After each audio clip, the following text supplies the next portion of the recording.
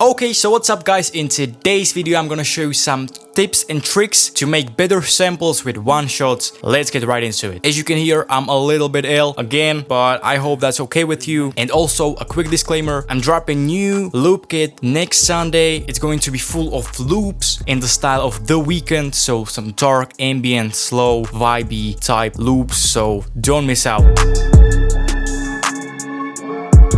Okay, so the first one and the most important one is to set the mode of the audio to stretch every single time you want to do this, and let me show you why. Okay, so let's say you have a melody. This melody is a MIDI from new multi-kit by Hellion, which is called Affilion. It's this one called Emotional and Soulful in 120 BPM. It's very good kit, so shout out to Hellion. Now listen what it sounds like when the mode is set to auto or resample.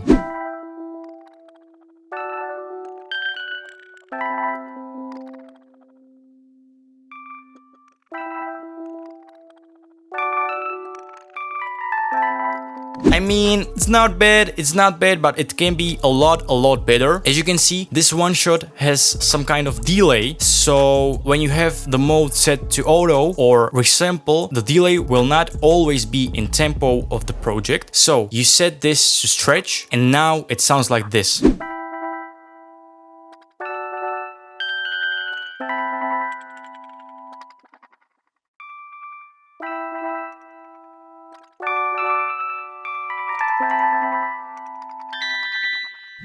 A lot better. Okay, the second tip is this. Sometimes when you play the one shot in the low octaves, it clicks. Let me show you.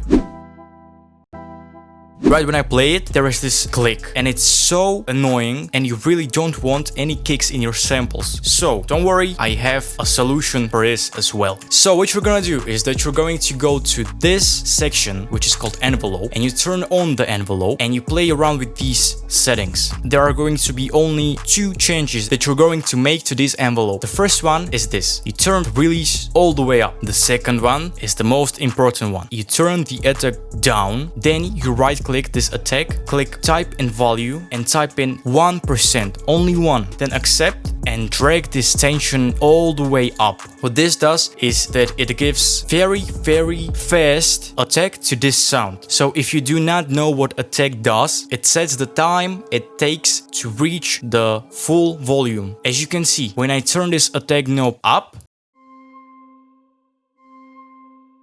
it's a little bit different from when I turn it all the way down. Okay, so this is what attack does. So again, type in value, 1%, accept, tension all the way up. Now, this is what it sounds like. There is no clicking. Easy. Let's get on to the next tip for you. So the next tip is about the long one shots, let's say synths or some kind of leads. So let's say we have some kind of top melody layer down. This is just to show you the trick.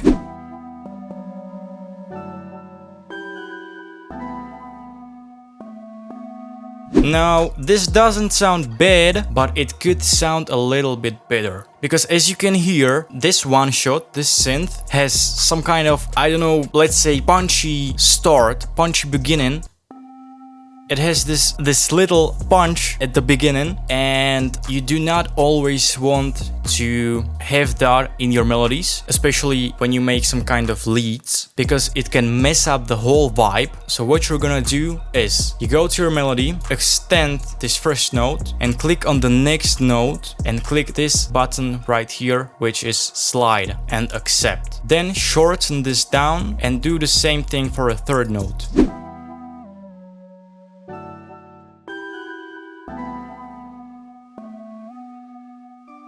A lot smoother in my opinion. As you can see, this one note is in the wrong place, because when I pitch it down to the key it should be in, it just doesn't do anything. I have no idea what's going on. Listen. Nothing, literally nothing. And when I pitch it 2 semitones up, now it slides to the right note. What is going on, man? The next trick is, let's say you have a melody like this, which contains a lot of notes.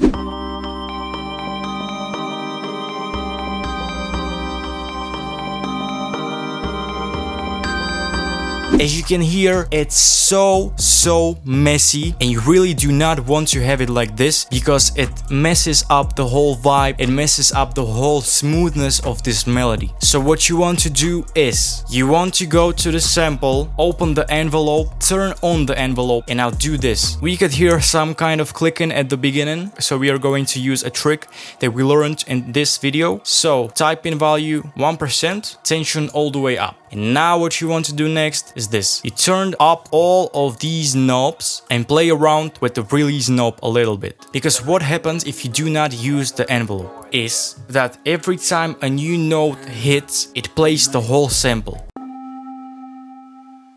And as you can see, the whole sample has 3.4 seconds. So it's really a long sample and it has really long release. And when a lot of notes are playing, this tail is what is going to mess it up. So with the envelope, you get rid of this long tail because now you can set the tail just as you like with this release knob. Now I have set it to 40% and let's hear the difference.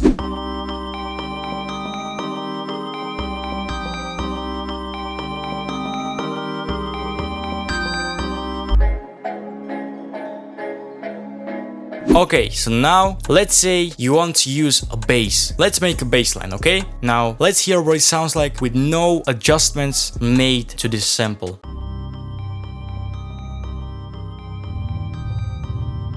As you can hear, it's total mess. It's just not acceptable. So what you want to do is, you want to go to your sample again, you want to go to envelope again, because when you use one shot, you're going to play around with the envelope a lot. Now you turn the envelope on and copy these settings. Turn the attack knob all the way down, turn the hold knob all the way up, decay down, sus down, and release down. So basically you have only the hold and it's all the way up. Now, why is it so messy when you do not use the envelope? It's because every time a new note hits, it plays the whole sample. And as you can see, the sample is 13 seconds long, so it starts clashing and it's very messy, and you really do not want to have that. Now what this envelope does is that it starts immediately when I click any note, and it stops immediately when I release the note. So now it sounds like this.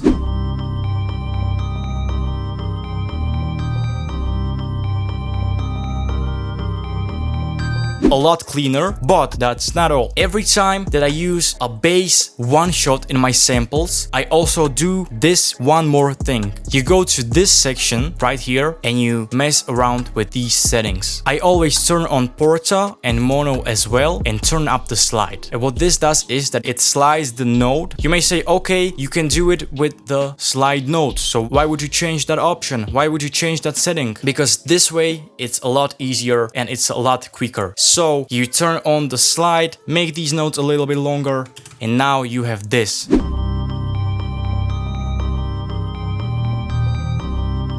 It's beautiful, it's smooth. What these things do is, this slide knob is how long the slide will take. As you can see up in the right corner, there is portamento time. As you can see now, the 06 that you see, 07 is milliseconds, and I usually turn it up to around 9 milliseconds. The mono means that only one note at a time can play. I hold down C, and now I hold the E.